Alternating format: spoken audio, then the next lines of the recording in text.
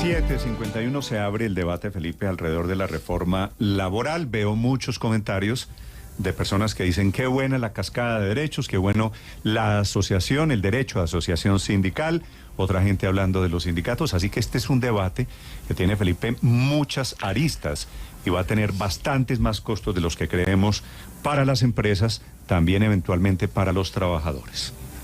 Vamos a ver qué aprueban finalmente, porque fíjese que el doctor McMaster nos dijo que no conocían el texto final. Es decir, ellos en teoría acordaron unos textos, unas modificaciones al proyecto inicial, pero no conocen el texto final. Toca mirar a ver realmente qué quedó, pero estuvieron, Felipe, y qué condiciones cambian, etcétera, ¿no? Es cierto, de los 77 artículos cambiaron uno al final. Obviamente. Pero hay varios cambios, Néstor, de redacción en temas menores.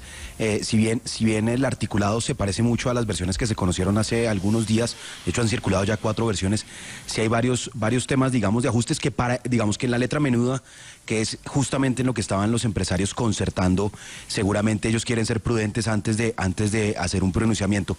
Pero yo, ¿sabe qué rescato, Néstor? El tono de los empresarios en su diálogo con el Ministerio del Trabajo, como contrasta con lo que fue la construcción de la reforma a la salud. Aquí se escuchan unos empresarios que claramente tienen todavía preocupaciones y que tienen sugerencias y reconocen que no se ha recogido la totalidad de lo que ellos plantearon, pero se sintieron escuchados, lograron concertación y saben que además en el Congreso van a seguir avanzando. Y uno queda con la sensación de que ellos no se oponen a los recargos, pero hay un cambio sino allí a la transición. En un punto, y es que la encargada de sacar adelante la reforma laboral es la ministra de Trabajo, Gloria Inés Ramírez, y su actitud ha sido distinta a la actitud que tuvo la ministra de Salud, completamente distinta. De ahí parte completamente distinta. Un punto fundamental de todo esto.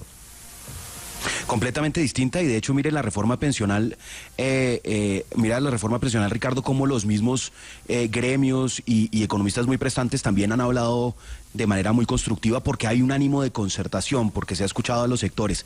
En ese tema, particularmente en el componente económico, ella también desde el primer momento en que se empezó a construir la reforma se acercó al ministro Campos, se acercó al director de Planeación Nacional y buscó que al interior del gobierno hubiera consensos en los efectos fiscales, en todo el componente económico de la reforma. Así que pues creo que arranca con un pie derecho al interior del gobierno, sin duda, con una voz de concertación con los empresarios, pero claramente esta reforma todavía preocupa a muchos empresarios y seguramente va a tener cambios importantes a lo largo de su trámite en el Congreso. Paola, yo no tengo la arqueología de las reformas laborales recientes, pero no estoy seguro, no sé si cada una de ellas sí tenía, como usted le dijo a la representante Carrascal, un estimativo de cuántos empleos pretende generar. Siempre, mire, por ejemplo, cuando era Juan Luis Londoño, el ministro de Salud y Trabajo, que en ese momento de hecho eran los 2 chicharrones en una sola cartera, presentó la reforma laboral que subió de 6 de la tarde a 10 de la noche, precisamente el horario diurno, es decir, o la jornada nocturna empezaba a pagarse desde las 10 de la noche. Recuerde usted que después se bajó eso a las 9 en el año 2017. Pero en ese momento Juan Luis Londoño dijo, mire, presentó la reforma y decía en el texto, va a generar 640.668 empleos en este cuatrenio. Es que tiene que haber un rasero, Ricardo, un medidor, tiene que haber algo donde usted pueda decirle sirvió o no sirvió. Y al final de la historia, ¿qué pasó con esa reforma? Pues efectivamente solamente se cumplió una tercera parte de lo que se prometió. Listo, está bien, no fue todo lo que se quería. Pero aquí me parece increíble, porque en todas las partes del mundo cuando se hace una reforma laboral, lo primero que se fija es, bueno, vamos a llegar a tantos empleos, vamos a generar tanto. Aquí por ningún lado nadie en el gobierno, ni la ministra de Trabajo, ni la representante precisamente que acabamos de entrevistar, la representante María Fernanda Carrascal, nadie sabe cuántos empleos van a generar esta reforma. Pero ¿cómo es posible? ¿Cómo es posible que estemos hablando de una reforma sin ni siquiera el más mínimo dato, y es número de empleos que se piensan generar? Punto. Pero ¿de dónde saca Paola que la reforma tiene por el propósito generar empleo? Entonces, ¿para qué? La reforma Es cierto, para proteger los derechos de los trabajadores. Entonces para los que ya tienen. Entonces vamos a una reforma que solamente busca proteger a los que ya tienen empleo, no a los que deberían llegar a tener un empleo formal. Qué bonito. Bueno, eso es sincerar la discusión. Así es. Eso es sincerar la discusión. Así es, y por gritar no se entiende más. Pero el tema es claro que esta reforma tiene como propósito proteger los derechos de los trabajadores, actualizarlos. Entre otras cosas, está hablando Paola de las reformas laborales. No, el Código Sustantivo del Trabajo es de los años 50, de los años 50. Imagínense ustedes que la Constitución ordenó que hubiera una cosa que se llama Estatuto General del Trabajo, que nunca se ha expedido. Entonces no es que haya habido reformas laborales y que cuánto empleo va a generar, porque claro que Juan Luis Londoño pudo haber dicho cualquier número que nunca se cumplió, porque entre otras cosas la ley 50, la que bajó las cargas laborales de que la noche llegaba más tarde y los domingos no importaba que fueran domingos para efectos de remunerar a los trabajadores, y en esa reforma laboral se dijo que a los 2 años iban a hacer un balance para ver cuántos empleos iba a generar. Porque ahí sí, esa era una reforma que sí pretendía era generar empleo, supuestamente bajando las cargas laborales, y la evaluación no la hicieron nunca, y los estudios que se hicieron en la academia sobre el tema pues demostraron que no se había generado el empleo que se iba a generar. Listo. Es más, esa reforma de la ley 50 era una reforma condicionada en el tiempo a que efectivamente generara empleo. En la práctica ha debido derogarse desde hace 28 años, bueno, 25 años, el número que lleve vigente, porque en realidad la ley se aprobó con la condición de que si a los 2 años no se probaba que generaba empleo, debería derogarse. Entonces, pues bueno, esta reforma es para proteger los derechos de los trabajadores, no para generar empleo. Estamos de acuerdo, Héctor, estamos de acuerdo. Lo que pasa es que teniendo las cifras de informalidad, las cifras 15 de millones. Una reforma solamente diseñada para proteger a estos, a nosotros, que somos los afortunados, los que tenemos trabajo. Y de hecho, Néstor se lo dijo en mejor tono entonces a Héctor. Sí, claramente, es increíble que nadie esté pensando en los 15 millones de colombianos que trabajan en la informalidad y en ese 13% de desempleados que hay hoy en día. Porque listo, por eso es que las centrales obreras y los sindicatos están aplaudiendo esta reforma, porque claramente para ellos hay una ganancia. Les van a pagar más por el trabajo nocturno, les van a pagar más por el trabajo los domingos y los días festivos. Pero al resto de gente, al que no tiene empleo o al que sencillamente le toca trabajar en la informalidad sin prestaciones sociales, sin cesantías, sin vacaciones pagas, sin salud, sin ARL, sin ARP, para ellos no les mejora absolutamente en nada la situación. Entonces, pero está además escribiendo en su cuenta de Twitter el presidente Petro, esta mañana debe estarlos escuchando, dice el presidente hace segundos en su cuenta de Twitter, María Consuelo, con una fotografía que pone de la entrega de la reforma laboral anoche al Congreso. Este es el gran tema de hoy, sin duda. Dice el presidente, sin falsos unanimismos, se logró una gran concertación alrededor de devolverle al pueblo trabajador, yo creo que, Paola, esta es la clave, derechos que le habían debe ser conculcado desde hace más de 3 décadas, la foto del pacto social, y efectivamente. Pero eso es cierto, ¿no? Es decir, ahí se están devolviendo unos derechos, se están volviendo unas condiciones que antes no estaban. Padre, eso es cierto. Es que sí, solamente referido al tema de nocturnos y dominicales. Sí. Pero la reforma va mucho más allá. La reforma da muchos pasos más allá, no solamente el tema de nocturnos y dominicales. Claro, pero es que el principal derecho, si vamos a la discusión que estaban teniendo Paola y Héctor hace unos segundos, es tener trabajo.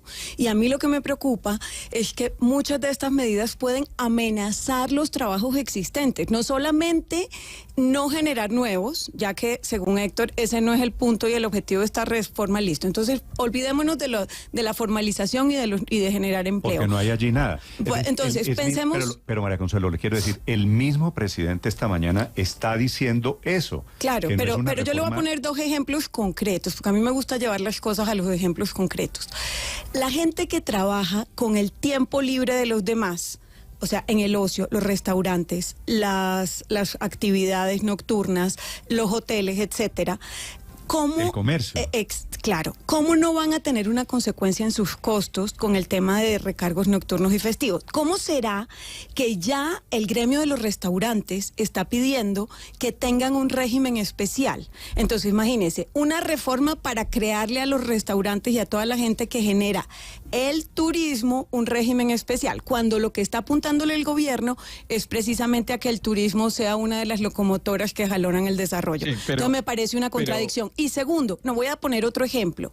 En el tema de la tercerización, la doctora María Fernanda Carrascal dice, hay decisiones que no generan costos. Lo siento, le informo que todo genera costos, porque por ejemplo, si usted tiene una empresa de servicios públicos, de telecomunicaciones, que está echando redes de fibra óptica, por ejemplo, no necesariamente todos los trabajadores tienen el mismo régimen laboral. Si los incluyen a todos en la convención colectiva, estamos hablando de unos costos que incrementan... Pero María Consuelo, yo creo que la representante Carrascal sí tiene razón en decir que hay unas reivindicaciones de derechos que no tienen un costo. Por ejemplo, tiene costo. Temas de debido proceso, temas de derecho de asociación sindical, que se está a veces no se ven, digamos, y hay no cosas se... que definitivamente no tienen costos. No, todo tiene un costo. Estoy hablando y estoy dando el ejemplo de la tercerización. Traer a esas empresas a que todos tengan el mismo régimen laboral y no haya tercerización va a implicar que empresas que generan cerca de 400,000 empleos en Colombia amenacen esos empleos. Perdóneme, Luis Ernesto. Pues sí, no amenazan esos empleos porque el cable hay que seguirlo poniendo. Es que esa amenazadera, la discusión con la amenaza a toda hora es dificilísimo. Van a cerrar 500,000 tiendas y aprueban la reforma tributaria. Es que yo creo que esos costos alguien los paga, Héctor. Alguien paga esos costos. De pronto usted no que es empleado o no ¿Sabe yo. quién las Pero los paga, empresarios María Consuelo? ¿Sabe quién los paga? El usuario, al que le tiran el cable para ponerle el internet o fuera del ejemplo que estabas poniendo, o sea, tú y yo somos los que pagamos eso, pero claro. Entonces todo se encarece. ¿Y usted cree que eso, y entonces yo celebro que vaya a subir la inflación por cuenta de la reforma laboral, Héctor? ¿Le parece una buena noticia? La inflación, creo que tenemos consenso, la inflación es el impuesto más regresivo, ¿sabe para quién? Para los pobres. Es que eso se termina, si fuera tan inocuo, es decir, simplemente se sube el precio de los alimentos, simplemente se sube el precio de los servicios, de los restaurantes, simplemente se sube el precio de todo, pues estaríamos entonces, simplemente el precio lo pagamos todos de la reforma laboral. Hágame el favor, sí, como si eso fuera poquito. No es amenazadera, es que los costos también hay que evaluarlos. Hay que evaluarlos y los números hay que ponerlos sobre la mesa y decir, bueno, no vamos a generar ni un empleo, díganlo también, pero es que me parece que la discusión tiene que ser franca y honesta. Fenalco está diciendo esta mañana que se podrían perder cerca de 600,000 empleos en el mediano plazo por cuenta de la reforma laboral, porque no ataca la informalidad, no ataca los temas de fondo que tiene el mercado laboral. Me dice un empresario, don Jaime, la pregunta es ¿cuántos empleos se van a perder y cuántos empleos se dejan de generar por el impacto de la nueva reforma? Escucho opiniones sobre la reforma laboral. Si usted tiene opinión, si usted está trabajando, si usted no está trabajando, si usted es empresario, si usted está sindicalizado, si no lo está, de una u otra forma hay efectos. La cuenta Blue Radio Com, mi cuenta Néstor Morales C. Estamos transmitiendo por el canal de YouTube. Aquí también leo sus comentarios. Aurelio.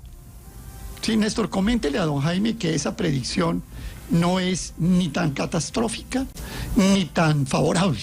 Es que el tema del mercado laboral se ha manejado en este país con una ligereza que realmente Don Jaime es un asusta. Empresario, ¿no?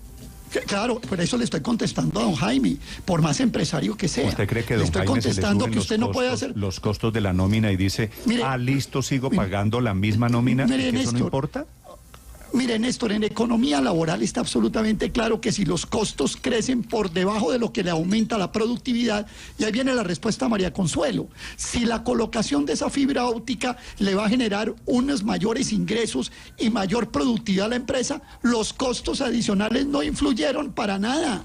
Y los empresarios que utilicen el aumento de esos... un poquito más Néstor, esa teoría ¿da lo mismo generar empleo o no generar empleo? ¿Es lo que usted me dice? Siempre, lo que le estoy diciendo es que siempre que haya aumento de costos laborales, si esos costos laborales redundan en un aumento en la productividad de la empresa, los efectos no son tan negativos como está diciendo María Consuelo. Y muy bueno el ejemplo de la fibra óptica, porque si a usted la fibra óptica le va a generar mayores clientes, mayores velocidades, mayor productividad, los costos son asimilados por el aumento de la productividad. Le cuento una cosa, ese fue un debate de 1850, María Consuelo, Consuelo, le hace un pequeño librito que se llama Salario, Precio y Ganancia, donde está absolutamente claro esto que le estoy diciendo. Se inventan este debate porque sí. Pero además, si la decisión fue tercerizar y no incluirlos en la convención, todos los beneficios de la convención colectiva, lo que va a pasar es que no los empiezan a incluir. O sea, el objetivo, que es Néstor, garantizar estándares iguales, lo que va a generar es que se pierdan empleos de los mismos estándares. Disculpa, María Consuelo, ¿ustedes creen que en el capitalismo los salarios toda la vida han sido bajos? No, el capitalismo ha ido creciendo y los salarios con él. ¿Y se ha estancado el capitalismo? No se ha estancado el capitalismo por esa ley que te estoy diciendo. Porque si los costos laborales suben por debajo de la productividad, usted lo sabe, Daniel, eso está inventadísimo. Aurelio, el cálculo estimado del aumento en los costos laborales es de entre el 17 y el 20%. ¿Dónde está el aumento de más de 17 a 20% en la productividad del que usted habla? Todos los centros de pensamiento están estimando. El menor que yo he visto es un aumento del 12% en los costos laborales y el mayor es del 20% en los costos laborales. Yo no he visto aumentos de productividad en los últimos años del 20%. Entonces sí va a aumentar seguramente el desempleo y se va a frenar Daniel, la creación de empleos. No, pero además el empresario no se remite a 1850 sino a su PIG. Y apenas llegue y vea que los temas no le está dando los números, pues empieza a sacar gente. Es así de sencillo, Daniel, así lo hacen. ¿Cuánto sube? Deme este dato, Daniel. ¿Cuánto sube la productividad de la economía año contra año? Más o menos. Mire, la productividad en promedio entre 1 y 1,5%, pero en los últimos años ese crecimiento de la productividad ha estado cercano a 0 o a 1% máximo.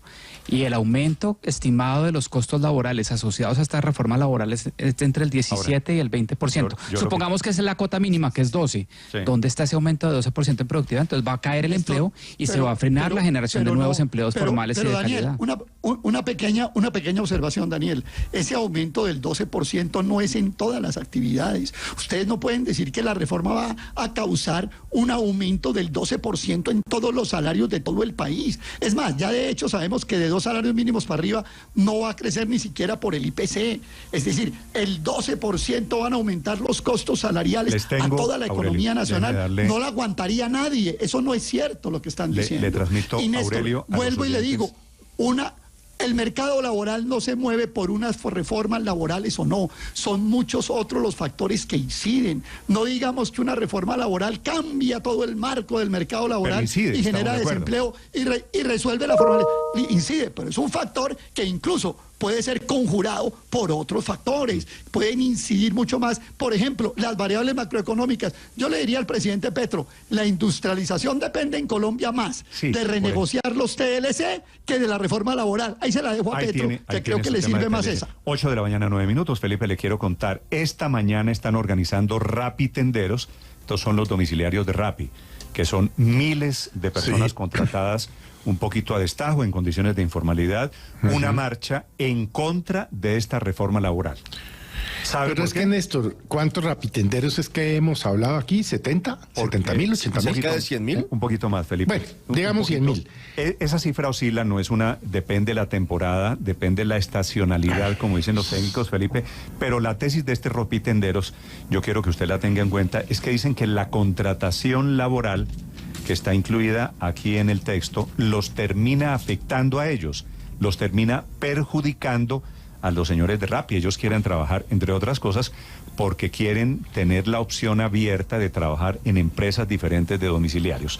Claro, de trabajar un día sí, trabajar un día no. Sí. Entonces, si los meten ahí, que la jornada de 8 horas y tal, pero yo no creo que ninguna empresa en el mundo, Néstor, por exitosa que sea, tiene la capacidad de asumir de un día para otro 100,000 nuevos empleos. No, Felipe, ninguna. Eso no existe en el mundo. No existe, es que ni Boeing, ninguna. Sí. Entonces lo que van a hacer es acabar, pues, por la puerta de atrás con Rappi, creo yo, y por supuesto con el ingreso de 70, 80,000 familias que viven de Rappi. Yo tampoco creo, Felipe, que esto vaya a acabar con Rappi, pero evidentemente la va a golpear, como va a golpear a muchas plataformas estas de nuevas economías de las que hoy estamos todos tan pendientes. Álvaro Velasco es el representante de los rapitenderos no sindicalizados. Ojo que, por otro lado, hay rapitenderos que quieren estar sindicalizados. Señor Velasco, buenos días. Hola, buenos días, ¿cómo están? Señor Velasco, ¿usted es rapitendero? Sí, señor, rapitendero activo. ¿Cuántos rapitenderos hay en Colombia hoy? Según el último estudio realizado, hay más de 150.000 rapitenderos en Colombia. 150.000. ¿Y ustedes por qué están inconformes con esta reforma laboral si en teoría los beneficia? Bueno, realmente nos está afectando. Rappi es la aplicación con más, que genera más empleo. Puede ser lo que sea, pero es una aplicación que está generando el empleo y trabajo como tal a 150.000 familias, tanto venezolanas como colombianas, extranjeras, perdón, y colombianas. ¿Usted es colombiano? 100% colombiano, sí, señor. Ok. Y bueno, me decía, señor Velasco, ¿por qué no les gusta la reforma laboral o en qué sienten que los toca la reforma laboral? La reforma laboral habla de que los rapitenderos deben de tener una contratación laboral con las aplicaciones. Sí. Estamos claros que al pasar eso, ¿saben cuántos desempleos va a ocurrir en Colombia? ¿Cuántas personas van a quedar sin la posibilidad de llevar sus ingresos a su casa, sin trabajo? O sea, eso es algo que nos va a afectar porque estamos hablando de una contratación. Mejor dicho, usted, y una empresa... ¿Usted cree que Rappi, si tiene que contratar a todos los rapitenderos, va a despedir a muchos rapitenderos? Claro. ¿Qué empresa puede sostener a 150.000 personas? Eso es ilógico. ¿Y cuánto calculan ustedes que saldrían de Rappi? Nosotros haciendo un estudio con respecto a eso estamos hablando de que si Rappi acepta las condiciones de la reforma laboral, quedarían un aproximado de 5.000 domiciliarios en el país. No entiendo, ¿pasaría de 150 a 5.000? Exacto, o sea, no pueden, la economía, o sea, el salario, pago de prestaciones, pago de recargo nocturnos, pago de vacaciones, pago de cesantías, pago de liquidación, eso es algo que es ilógico, porque es que hablemos de una empresa grande en Colombia como lo es Ecopetrol, ni Ecopetrol se atrevió a tanto, o sea, 150.000 personas empleadas, eso es imposible, creo que no, por eso hoy vamos a salir a las calles porque no podemos permitir, no estamos en contra de la reforma laboral, simplemente queremos que se modifique para que regularicen la aplicación y nos mejoren a nosotros pagos y muchas cosas para nosotros poder seguir manteniendo nuestra independencia y poder conectarnos a cualquier aplicación que nosotros queramos, porque es que no queremos tener un matrimonio con ninguna aplicación. Acláreme, ya le voy a preguntar de eso. Acláreme una cosa, ¿usted en Rappi trabaja con moto o en bicicleta? En bicicleta. En bicicleta. ¿Cuántos años tiene usted, señor Velasco? 32 años. ¿Y antes de Rappi qué hacía? Era mesero. Mesero. ¿Cuántas horas al día trabaja usted? Yo al día trabajo 6 horitas aproximadamente y me hago 50, 60.000 pesos diarios. Sí. ¿Y la reforma laboral no lo puede beneficiar en el sentido de que va a tener seguridad social, prestaciones, más garantías laborales? Como trabajador independiente yo puedo hacer mis pagos a mi seguridad social. Siempre, o sea, es que nosotros, la lucha que nosotros hemos venido teniendo durante todos estos años con Rappi es que nos mejore las tarifas, porque Rappi no es posible que a un cliente le esté cobrando entre 13 y 15 mil pesos un domicilio y a nosotros solamente nos esté dando 3.000 pesos. Eso es ilógico. Nosotros hemos venido peleando es para que se mejoren las tarifas y cambien muchas cosas de la aplicación, pero no bajo un régimen de contratación laboral. ¿Usted trabaja solo con Rappi o con otras aplicaciones? Yo trabajo con mensajeros urbanos, con Didi y con Rappi. ¿En total 4 aplicaciones diferentes? 3 aplicaciones. Tres aplicaciones diferentes. ¿Y cuánto se gana mensualmente, si me perdona la pregunta, señor Velasco? Un aproximado de 1.800.000, 2 millones de pesos. ¿Y no cree? Y ese salario que me hago yo mismo, de ahí pago mi seguridad social. Es que yo digo que si regularizan la aplicación para que mejore la calidad de precios, de pagos por domicilio, al domiciliario, el domiciliario perfectamente puede pagar la seguridad social. Imagínese, señor. Usted gana 1.800.000 pesos mensuales sumando el trabajo en las 3 aplicaciones. Sí, señor. Sí, de Rappi, ¿cuánto recibe? Si dividimos ese 1.800.000 en las 3 aplicaciones en las que usted trabaja. Un Rappi que trabaja 20 horas a la semana se hace un mínimo. Yo por lo menos trabajo 6 horitas. ¿Cuánto se hace? Es lo que tengo. Sí, pero ¿cuánto se hace por Rappi? Solamente por Rappi, no por mensajeros urbanos, sino por Didi. La que más me da en este momento es Rappi, que me está dando un aproximado de 1.400.000. El resto lo complemento con las otras aplicaciones. 1.400.000. ¿Cuánto paga de seguridad social? 400.000 pesos. 400.000 pesos, es decir que de Rappi le quedaría, si le quitamos esos 400.000 pesos, 1.000.000 de pesos libre. Sí, señor. 1.000.000 de pesos. El proyecto haría que usted no pudiera hacer cosas distintas, trabajos distintos a ser rapitendero, es decir, usted no podría seguir trabajando con mensajeros urbanos o con Didi en caso de que se aprobara. ¿Esa es la preocupación? La preocupación es esa, y aparte de eso te voy a ser muy sincero, yo trabajo con Rappi porque tengo un pequeño negocio en mi casa, una cocina oculta, donde estas aplicaciones me permiten poder atender mi negocio, estar en él, estar al pendiente de eso. Ya con una contratación laboral, mi negocio se va al piso, mi emprendimiento que tanto he luchado se va al piso, o una de dos, o me toca dejar Rappi para atender mi negocio, que de pronto con toda esa sobrevaloración que va a haber con la reforma me afecte mi negocio, o me toca dejar mi sueño a un lado para seguir trabajando un horario en las aplicaciones. Don Álvaro, ¿esa cocina oculta solamente trabaja con Rappi o usted despacha para otras aplicaciones? Yo despacho para otras aplicaciones y tengo mis clientes propios. Sí. ¿Y por qué tendría que dejar la cocina oculta si formaliza el vínculo laboral con Rappi? Porque si hay una vinculación laboral, hay unos horarios que toca cumplir. Sí. Y yo pues tengo que dejar sí o sí mi sueño, o dejar a Rappi para seguir mi sueño, arriesgándome que pronto no me dé, porque es que con el trabajo en aplicaciones sostengo también mi negocio. Claro. ¿Qué vende? ¿Cuáles son los platos de su cocina oculta, don Álvaro? Comidas rápidas. Vende comidas rápidas. Sí, señor. ¿Y cómo es el acuerdo con Rappi? Ricardo, esto lo que quiere decir es que don Álvaro, como muchos colombianos, vive en una economía que se llama el rebusque. Claro, este es el rebusque. La cocina informal, las plataformas, y por eso terminan afectados, porque los obliga a meterse solamente en un contrato de carácter laboral, y eso les achica la posibilidad de conseguir trabajo. Pero además, don Álvaro, esto ya es un punto de vista, es un modelo laboral del siglo XX o del siglo XIX, no se tienen en cuenta las nuevas realidades. Le preguntaba, ¿cómo es su acuerdo con Rappi para poder vender los productos de su cocina oculta? Yo tengo ya mi restaurante afiliado. Rappi me descuenta el 29,75% del valor del producto.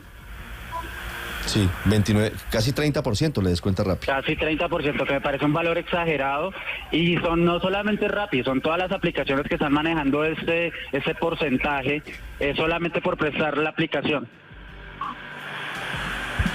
Sí, usted, ¿por qué no le llamaría, señor Velasco, la atención cambiarse a un contrato laboral estable, ganándose un salario mínimo, pero pensando en que tiene vacaciones, tiene cesantías, le están aportando a pensión, si se llega a ir de la empresa le pueden dar una liquidación si es despedido sin justa causa? ¿Por qué no le llama la atención todos estos beneficios que hay alrededor de una vinculación formal a una compañía?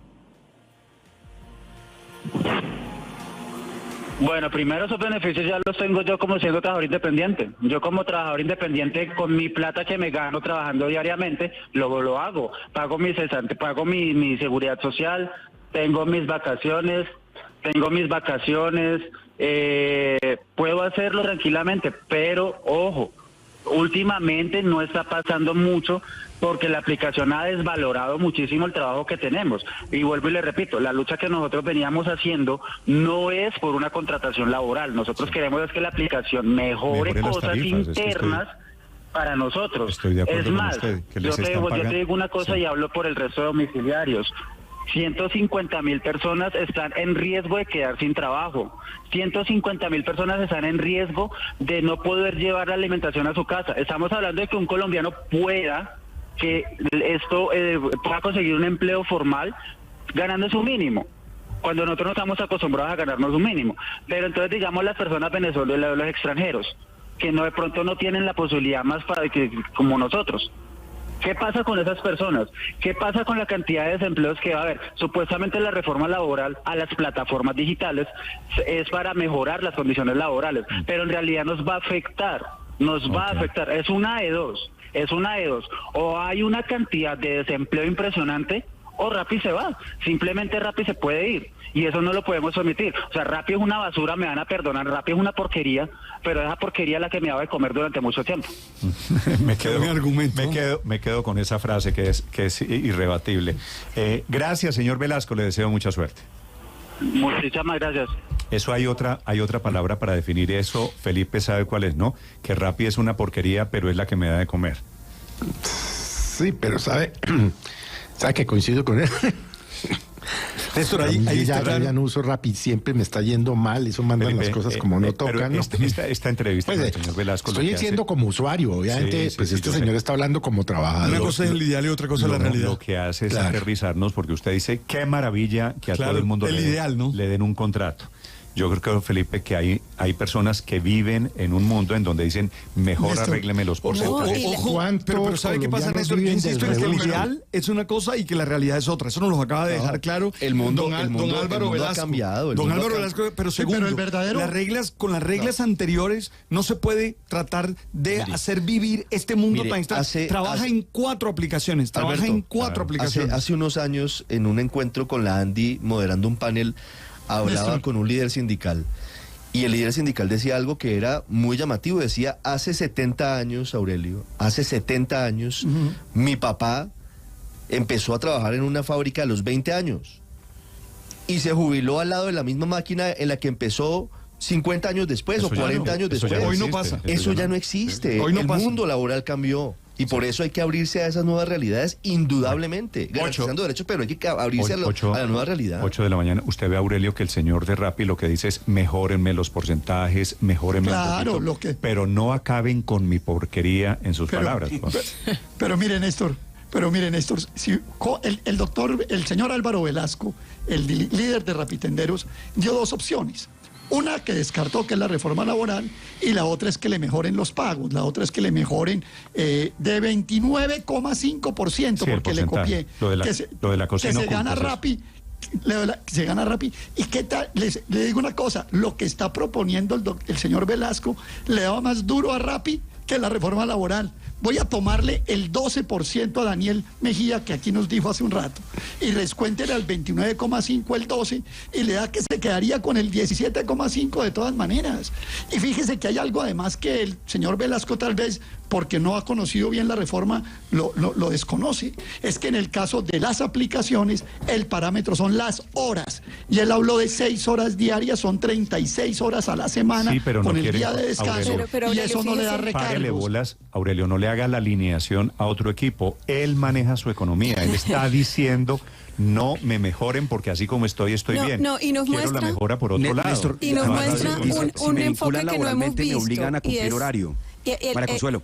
Es que yo creo que eso apunta a lo que usted va a decir. Él nos muestra un punto que no hemos visto, y es cómo se para la reforma de frente al emprendimiento. Lo que Álvaro Velasco nos está diciendo es, mi sueño es tener mi propio negocio, y combino con las aplicaciones y con los trabajos y con lo que me gano. Cualquier aplicación. Claro, entonces aquí no me vuelvan rígido, yo quiero ser emprendedor.